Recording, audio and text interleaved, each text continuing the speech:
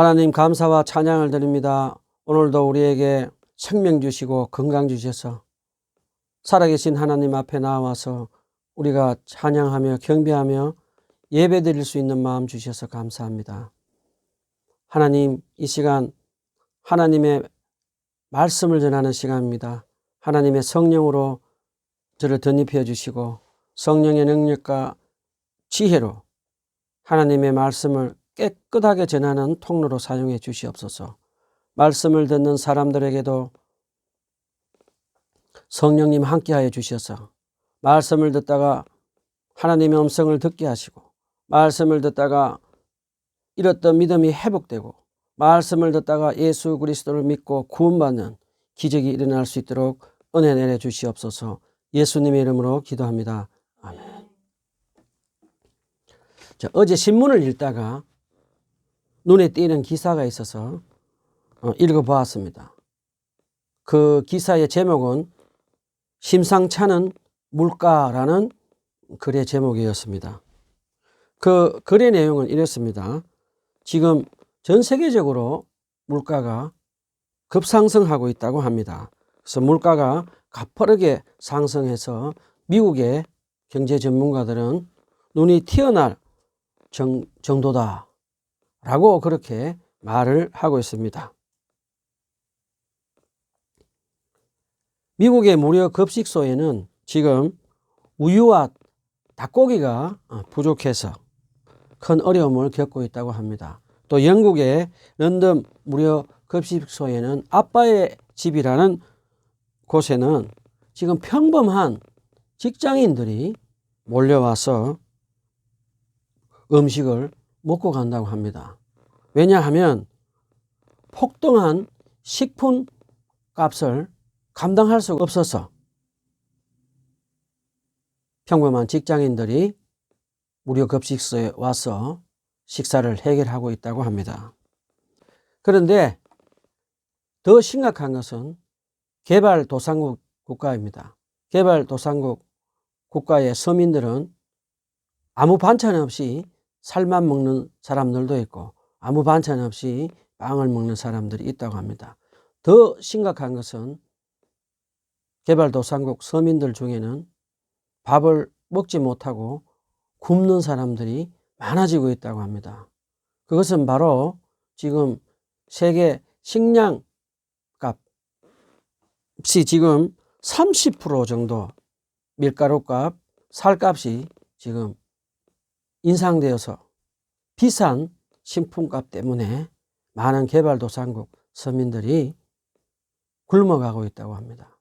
개발도상국 서민들 국가에서는 올겨울에 더 많은 사람들이 음식을 먹지 못해서 굶어 죽어갈 것이라고 그렇게 말을 한다고 합니다. 자, 우리나라 물가는 어떨까요? 우리나라 물가도 지금 급상승하고 있습니다. 기름값, 도시가스, 채석값, 고기값 하루가 다르게 지금 급상승하고 있습니다. 추운 겨울이 되면 일용직 서민들이 일용직 일을 찾기가 힘들다고 합니다. 또 우리나라에는 지금 자영업자들이 폐업이 지금 속출하고 있다고 합니다. 안타깝게도 많은 분들이 지금 자살을 하고 있는 그런 안 좋은 소식들이 우리에게 자꾸 들려옵니다. 자, 우리는 어떻게 해야 될까 생각을 해보았습니다. 이 겨울에 우리는 우리 주위에 있는 가난한 사람들을 살펴보고 주님의 사랑으로 우리가 가진 작은 물질을 그분들에게 나누어 주고 섬기는 그런 저와 여러분이 되었으면 좋겠습니다. 자, 오늘은 누가복음 3장 1절로 14절 말씀을 가지고 하나님의 은혜의 말씀을 나누도록 하겠습니다. 먼저 누가복음 3장 1절 2절 다 같이 한 목소리로 읽어봅시다. 누가복음 3장 1절 2절 다 같이 한 목소리로 읽어봅시다. 시작. 티베르 왕제가 왕위에 오른 지 15째 해에 곧 본디오 빌라도가 총독으로 유대를 통치하고 헤롯이 분봉왕으로 갈릴리를 다스리고 그의 동생 빌립이 분봉왕으로 이두레와 드라곤의 지방을 다스리고 루사니아가 분봉왕으로 갈릴리를 다스리고 안나스와 가야바가 대제사장으로 있을 때 하나님의 말씀이 광야에 있는 사가랴의 아들 요한에게 내렸다.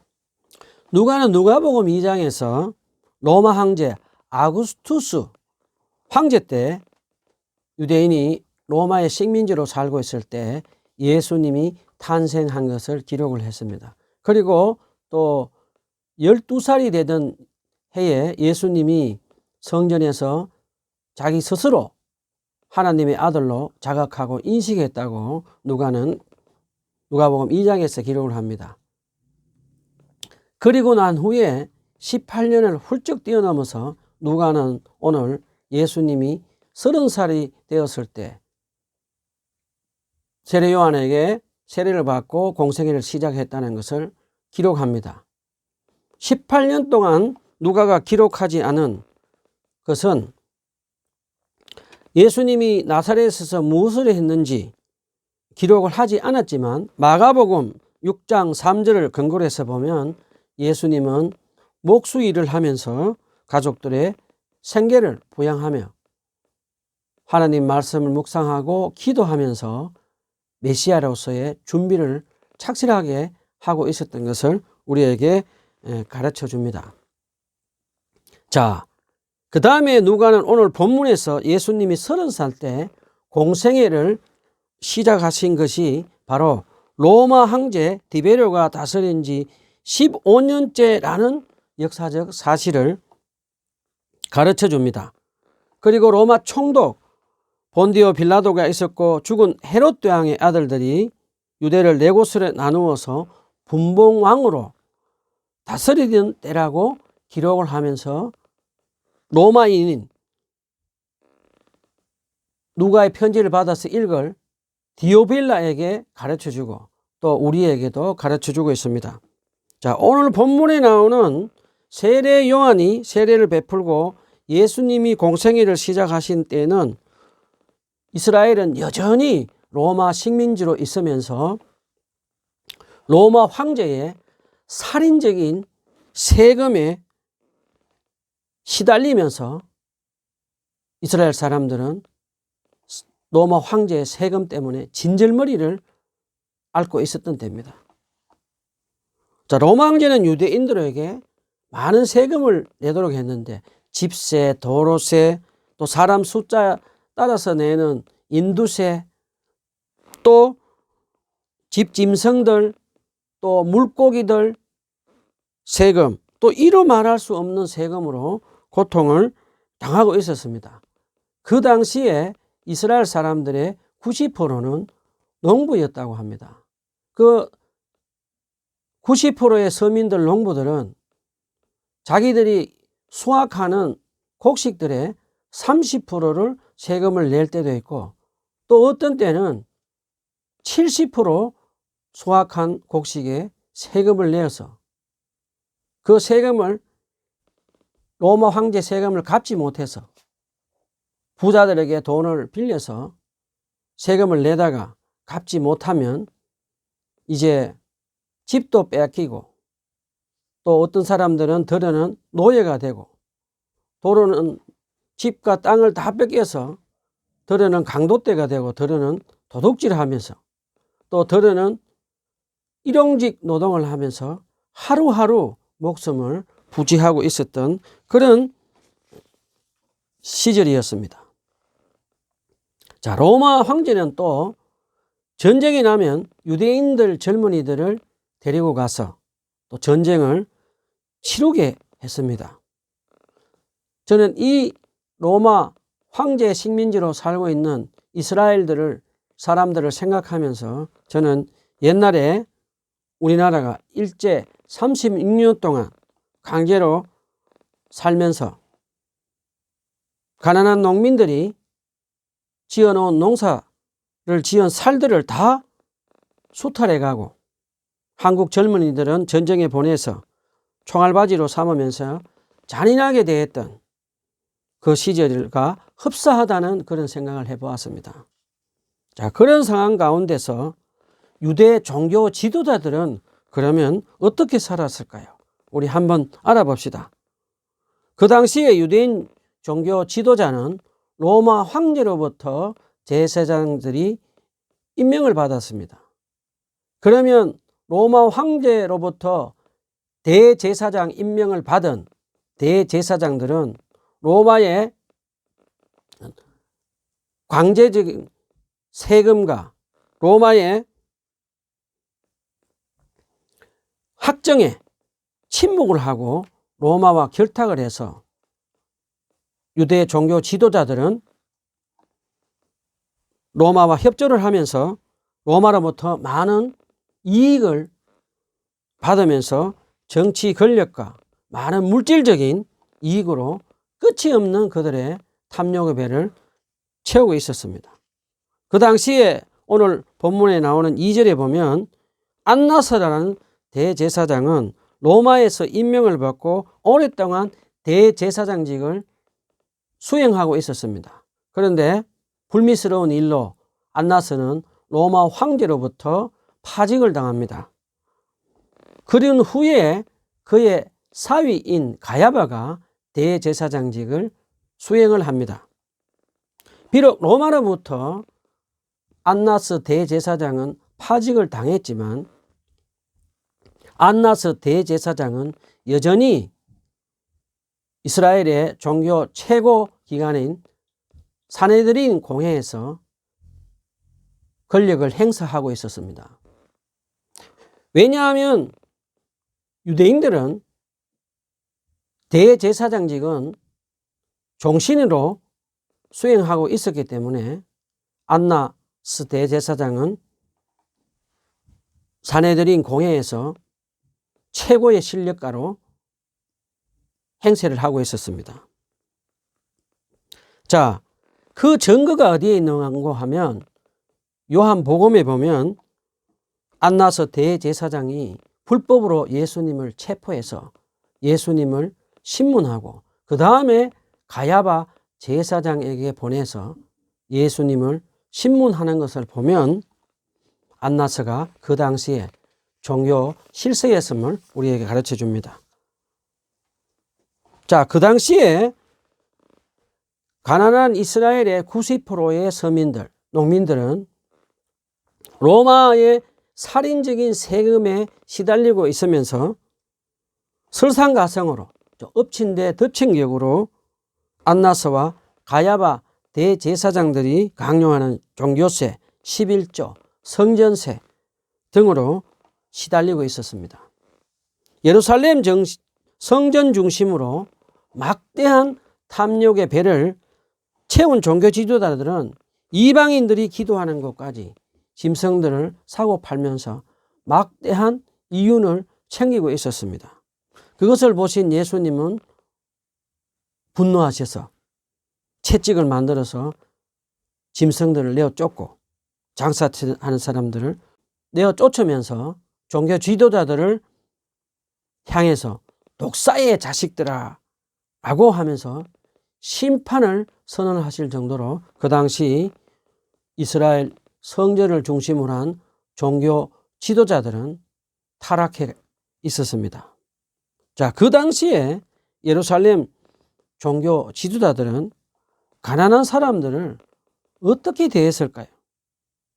예루살렘 종교 지도자들은 그 당시에 가난한 사람들, 병자들을 같은 하나님을 믿는 동족임에도 불구하고 가난한 사람들을 사랑하지도 불쌍히 여기지도 않고 오히려 가난한 사람들을 착취하는 그런 괴물로 변해버렸습니다. 그들은 돈을 사랑하고 돈을 우상으로 섬기면서 교만하게 하나님 뜻에 불순종하며 독사의 자식들, 피도 눈물도 없는 사탄의 자식들로 살아가고 있었습니다.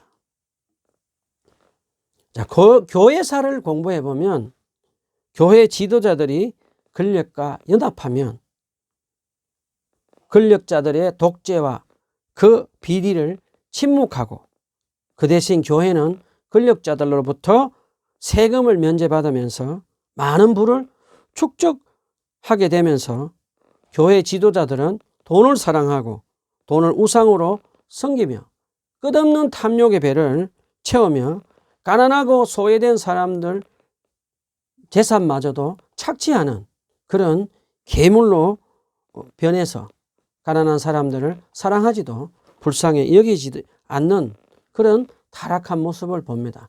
중세 캐톨릭 교회가 타락해서 교황들이 권력을 가진 황제들과 결탁해서 그들의 비리를 눈감아주고 또 교회는 세금을 면제받아서 그들의 탐욕의 배를 채우고 그것도 모자라서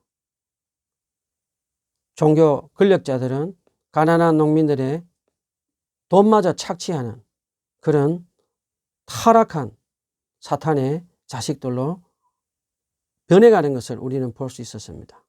그럴 때 또 하나님은 성 프란체스코 같은 수도사를 보내서 새로운 물줄기의 교회를 정하기도 했습니다.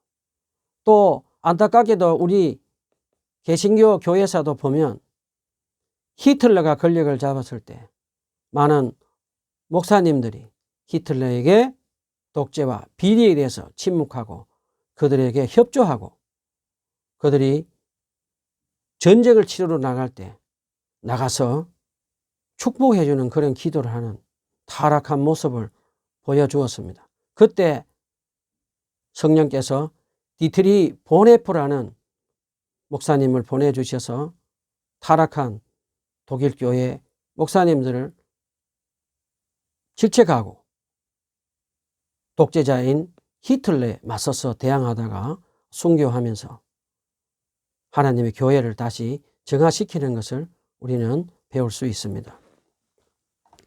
자, 끝없는 탐욕의 배를 채우고 돈을 사랑하고 돈을 우상으로 섬기며 타락한 예루살렘 종교 지도자들의 타락한 모습을 보고 계시던 그 하나님은 그럼 어떻게 하셨습니까? 하나님은 예루살렘 성전에도 타락한 대제사장들에게도 하나님의 말씀이 임하지 않고 하나님이 함께 하시지 않았습니다.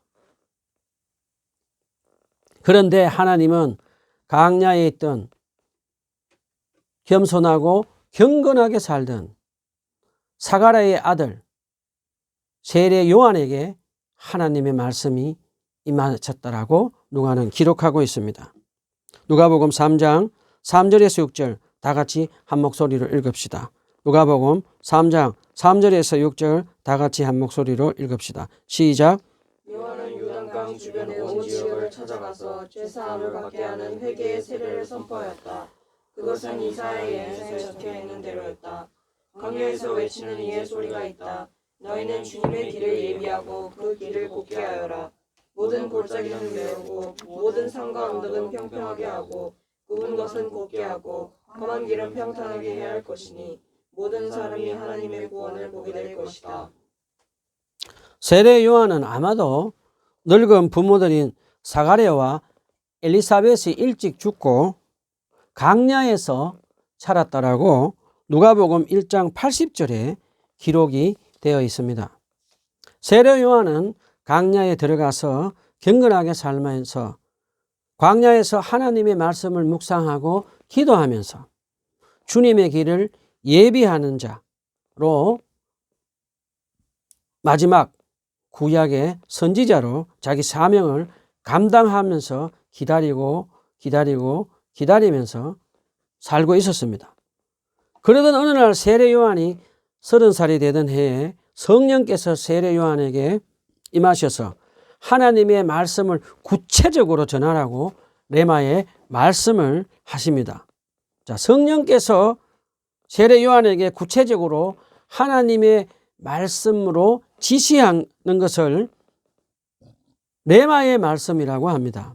제가 오늘 여러분에게 설교를 할 때 저 말씀은 성령님을 통해서 하나님이 나에게 주시는 레마의 말씀이라고 확신하고 믿는 은혜가 여러분에게 임하기를 간절히 바랍니다.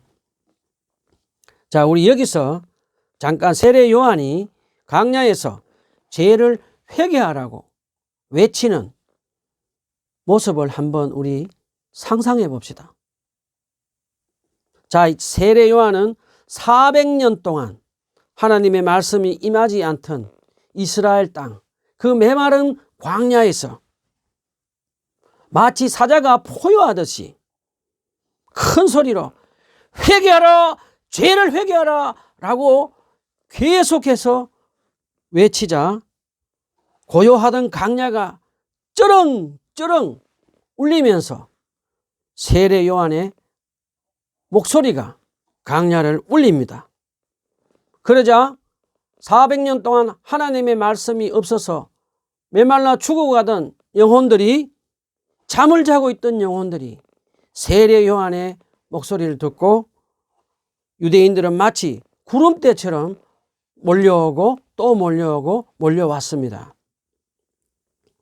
이제 누가는 이사야서 40장 45절 말씀에 예언된 대로 세례 요한은 주의 길을 예비하는 자로, 세례 요한은 마치 왕이 오실 길을 신하들이 먼저 가서 길을 보수하고 오실 수 있도록 한 것처럼 주의 길을 예비합니다. 세례 요한은 이스라엘 사람들에게 죄를 회개하고 예수 그리스도를 믿고 구원받을 수 있도록 그들의 마음속에 있는 죄를 회개하라고 외칩니다. 자, 우리 여기 잠깐 질문 한번 해봅시다. 왜 유대인들은 강야에서 회개의 세례를 외치는 세례 요한에게 찾아왔을까요? 우리 한번 알아봅시다. 첫 번째는 하나님은 30년 전에 세례 요한을 선택해서 주의 길을 예비하는 죄로 준비를 시켰습니다. 우리가 잘 아는 대로 세례 요한은 그의 부친 사가랴가 예루살렘 성전에서 섬기다가 가브리엘 천사를 만나서 아들을 준다는 그 하나님의 말씀을 믿지 못하다가 이제 벙어리가 됩니다. 그렇지만 성소 밖에서 기다리던 이스라엘 사람들은 스가랴 제사장이 성소 안에서 하나님을 만났다, 경건한 사람이라고 믿고 그 하나님께서 경건한 사가랴에게 기적을 베풀어서 세례 요한이 태어나도록 했다는 것을 온 이스라엘 백성들이 알고 있었습니다.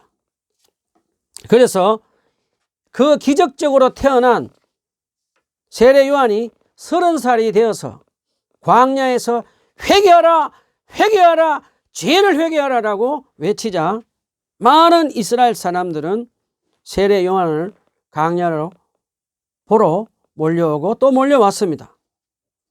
자, 그런데 세례 요한을 보러 찾아온 이 이스라엘 사람들 중에는 들어는 혹시 세례 요한이 로마 제국으로부터 자기들을 해방시켜주고 구원해줄 다윗의 왕국처럼 강력하게 다윗의 왕국처럼 회복해줄 그 메시아가 아닐까라고 생각하는 사람들도 있었습니다. 왜냐하면 그 당시에 스스로 메시아라고 하는 사람들이 많이 있었다고 합니다. 그래서 이스라엘 백성들은 세례 요한이 혹시 그들을 구원해 줄 메시아가 아닐까라고 그렇게 생각을 했습니다. 그러나 세례 요한은 자기는 메시아가 아니고 오직 주님의 길을 예비하는, 죄를 회개하라고 외치는 주님의 길을 예비하는 자라고 사람들에게 말을 합니다. 그 다음에 이스라엘 사람들이 광야에서 죄의 회개를 외치는 세례 요한에게 찾아온 두 번째 이유는 성령께서 역사하셨기 때문입니다. 세례 요한이 성령 충만한 능력으로 설교를 하자 성령께서 이스라엘 사람들을 마음을 움직여서 광야로 몰려오게 하였던 것입니다. 자, 이제 세례 요한이 성령이 충만한 능력으로 죄의 회개를 외치자 광야로 찾아온 사람들 중에 두 종류의 사람이 있었다고 누가는 우리에게 가르쳐 줍니다. 우리 한번 알아봅시다. 누가복음 3장 7절로 9절 다 같이 한 목소리로 읽어봅시다. 누가복음 3장 7절로 9절 다 같이 한 목소리로 읽어봅시다. 시작. 요한은 자기에게 세례를 받으러 나오는 무리에게 말하였다. 독사의 자식들아, 누가 너희에게 닥쳐올 진노를 피하라고 알려주느냐. 회개에 알받는 열매를 맺어라. 너희는 속으로 아브라함은 우리의 조상이다 하고 말하지 말아라. 내가 너희에게 말한다. 하나님께서는 이 돌들로도 아브라함의 자손을 만드실 수 있다.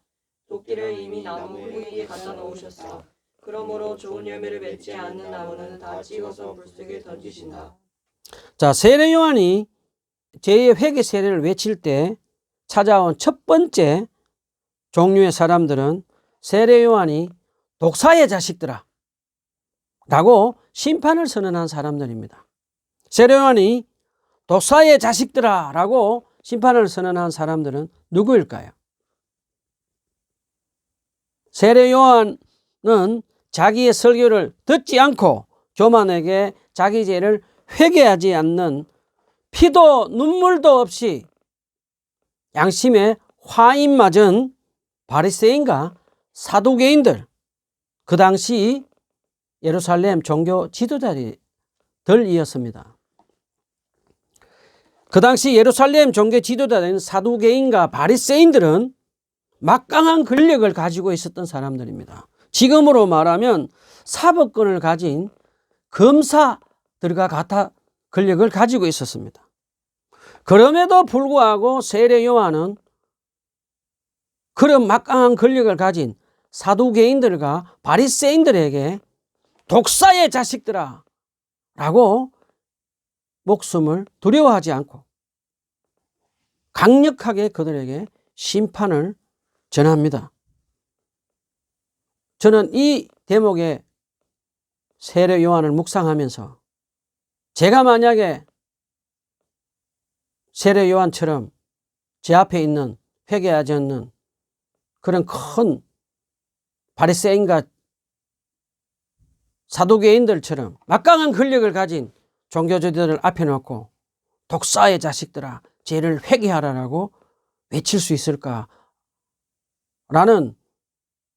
그런 생각을 하면서 목숨을 두려워하지 않고 할 수 있을까라고 생각하라고 묵상을 해보았습니다.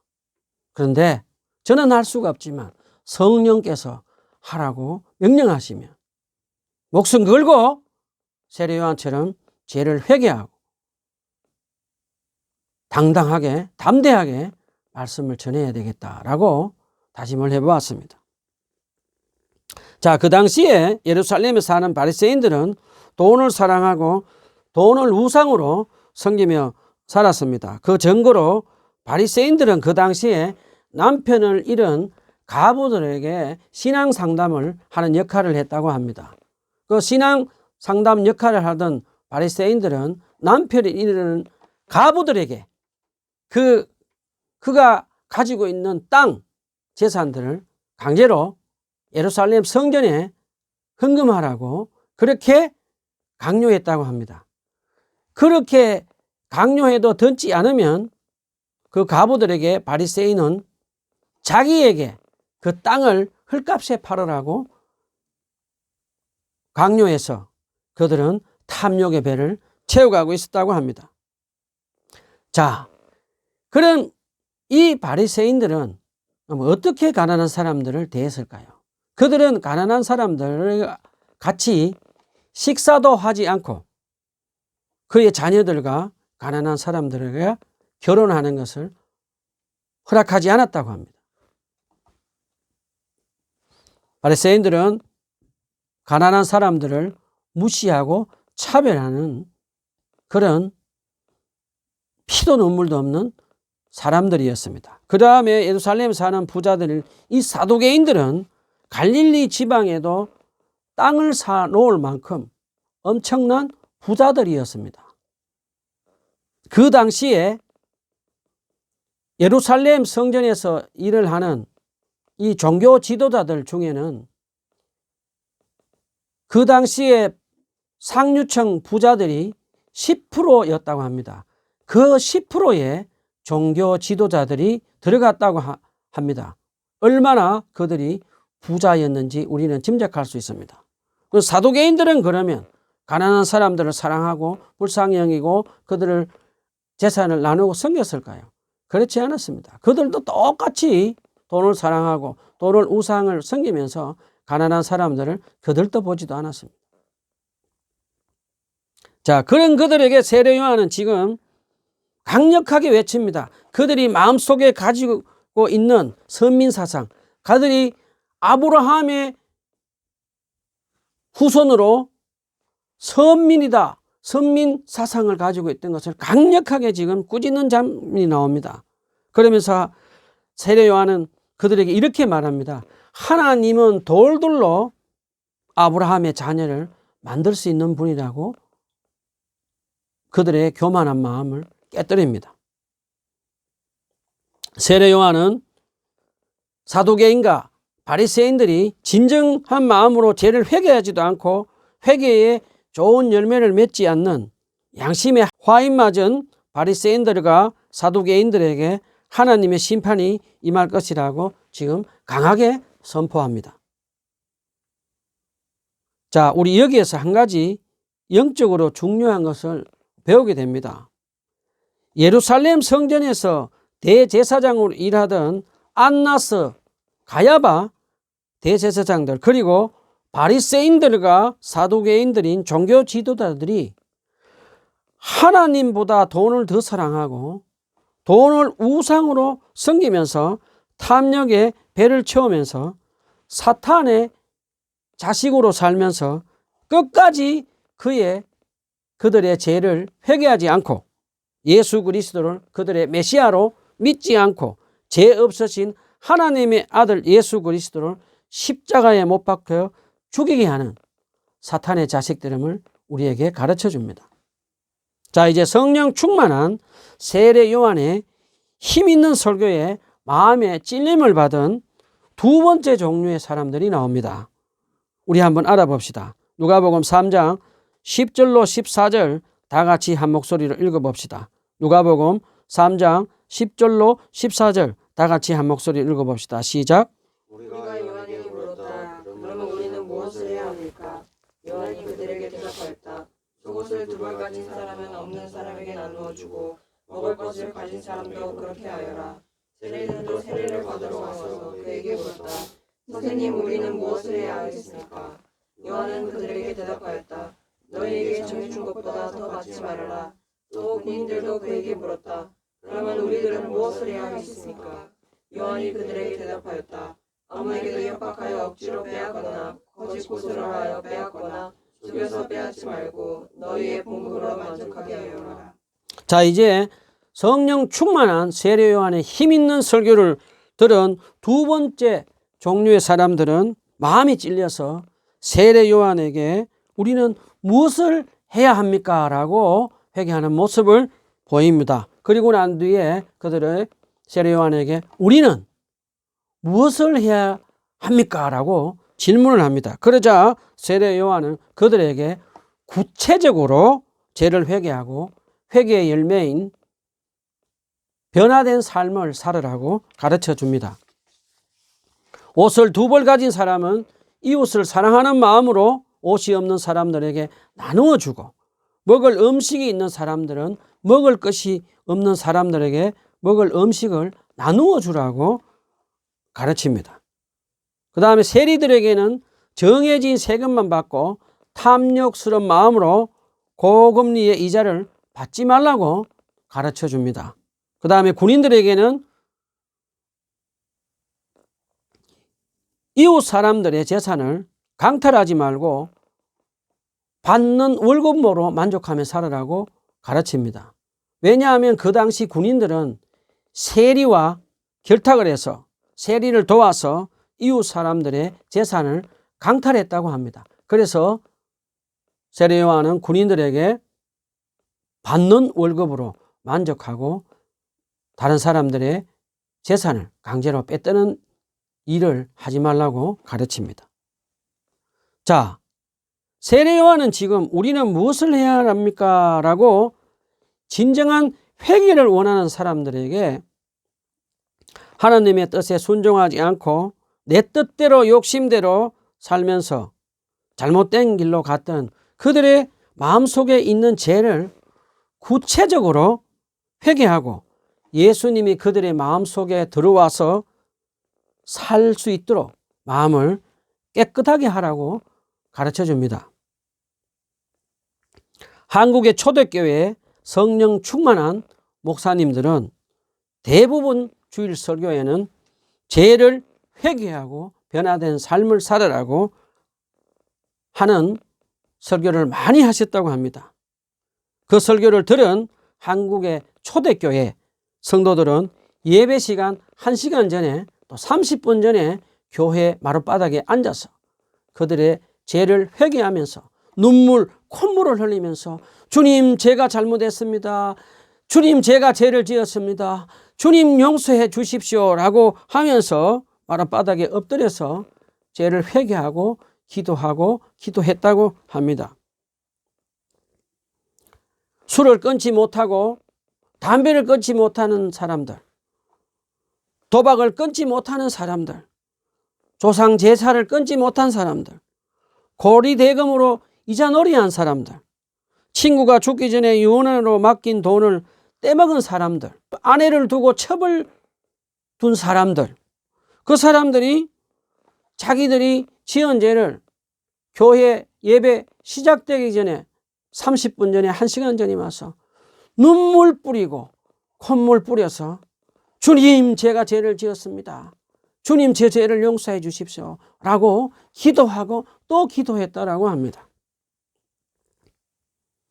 자, 초대교회 한국 성도들은 눈물뼈로 기도하며 자기 죄를 구체적으로 회개만 한 것이 아니고 실제로 변화된 삶을 살았습니다. 한국교회 성도들은 세상 사람들과 다르게 거짓말하지 않고 도둑질하지 않고 정직하게 장사하고 음란한 짓을 그만두고 거룩하게 변화된 삶을 살아가는 그런 모습을 보고 많은 한국 사회 사람들은 한국교회 사람들을 신뢰를 하고 한국교회 목사님들을 존경했다고 합니다. 그런 한국 초대교회 성도들의 삶을 보고 하나님은 은혜 내려주셔서 성령께서 교회로 사람들을 구름대처럼 몰려오게 해주셨다고 합니다. 지금 한국교회는 큰 어려움에 처해가 있습니다. 한국교회 목사님들처럼 성도님들처럼 구체적으로 자기 죄를 회개하고 변화된 거룩한 삶을 산다면 성령께서 다시 한번 우리 한국교회에 역사하실 줄 믿습니다. 자, 여러분은 언제 구체적으로 하나님께 죄를 회개하고 성령으로 거듭났습니까? 한번 생각해 보십시다. 저는 37살에 저의 죄를 회개하고 물세례를 받고 예수 그리스도를 나의 구세주로 믿고 성령으로 거듭난 삶을 살게 되었습니다. 제일 처음 저는 저의 죄를 깨닫고 구체적으로 하게 된 것은 강원도 예수원에서 예배 시간에 결혼을 앞둔 한 자매를 두고 중보 기도할 때 일어났습니다. 그 결혼을 앞둔 자매를 두고 37년 동안 기도하지 않던 제가 그 자매를 위해서 기도할 때 갑자기 제 눈에서 눈물이 흐르면서 저의 지은 죄들이 눈앞에 떠오르면서 한 장면 한 장면 마치 영화 스크린이 지나가듯이 지나가면서 제 죄 때문에 예수 그리스도께서 십자가에 못 박혀 죽으셨구나 라는 것을 저는 깨닫고 볼 수가 있었습니다. 저는 그 순간에 가슴이 찢어드는 고통과 회개의 눈물이 쏟아지면서 눈물이 쏟아지고 또 쏟아졌습니다.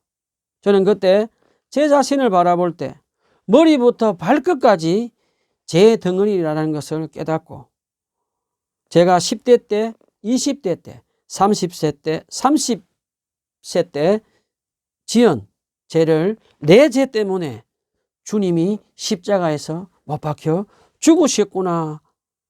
내 죄 때문에 주님이 십자가에 못 박혀 죽으셨구나 라고 흐느껴 울고 또 울었습니다. 그 후로는 하나님의 은혜로 늘 예수 그리스도의 십자가에 대속하신 그 은혜에 감사드리며 그 십자가의 은혜가 늘 제 가슴에 젖어서 살아가고 있습니다.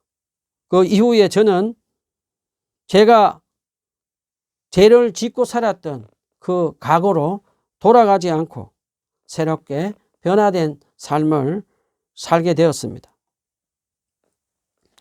요즘 저는 매일 하나님의 말씀을 묵상하고 기도하며 제가 지은 죄를 주님의 십자가의 보혈의 공로에 의지해서 손과 발과 마음을 씻으며 죄를 회개하며 살아가고 있습니다. 그리고 저는 제 자신의 죄도 회개하고 가족들의 죄도 회개하고 한국 교회의 죄도 회개하며 중보 기도를 합니다. 특별히 금요 중보 기도 시간에는 한국 교회 청소년들을 위해서 음란, 야동 그런 죄를 짓는 것에 대해서 회개하기도 하고 낙태로 죽어가는 많은 불쌍한 사람들을 죽이는 그 의사 선생님들의 죄를 회개하기도 합니다. 그리고 주일날 저희들은 예배 드릴 때 죄를 회개하고 주님께 지은 죄를 용서받는 시간을 가지기도 합니다. 자, 말씀을 정리합시다. 첫 번째는 우리가 세례 요한처럼 매일매일 하나님의 말씀을 묵상하고 기도하면서 성령 충만한 삶을 삽시다. 그래서 예수님을 믿지 않는 사람들에게 죄를 회개하고 세례받고 예수님을 구세주로 믿고 마음에 모시며 살도록 하나님 나라의 복음을 전하며 삽시다. 두 번째는 매일 주님의 십자가의 보혈의 공로 의지해서 나의 죄를 고백합시다. 주님 뜻에 순종하지 않고 주님이 기뻐하시는 삶을 살지 않는 그런 나의 죄를 고백합시다. 그리고 주님께 고백하고 용서를 받읍시다. 그리고 우리 가족의 죄도 우리가 고백하고 하나님께 용서를 받읍시다. 그리고 한국 교회 지은 죄들을 위해서 우리가 하나님께 회개하고 눈물 뿌려서 기도하고 또 기도하는 저와 여러분이 되었으면 좋겠습니다. 그렇게 우리가 하나님 앞에서 나의 죄를 고백하고 우리 가족들의 죄를 고백하고 한국교회의 죄들을 고백하고 하나님께서 사랑과 자비가 풍성하신 하나님이 저와 여러분에게 그리고 우리 가족들에게 한국 교회들에게 성령께서 우리 죄를 대속하신 예수님의 십자가의 사랑과 은혜가 우리 마음속에 부어주실 것을 믿습니다. 내 영혼이 은총 입어 찬양합시다.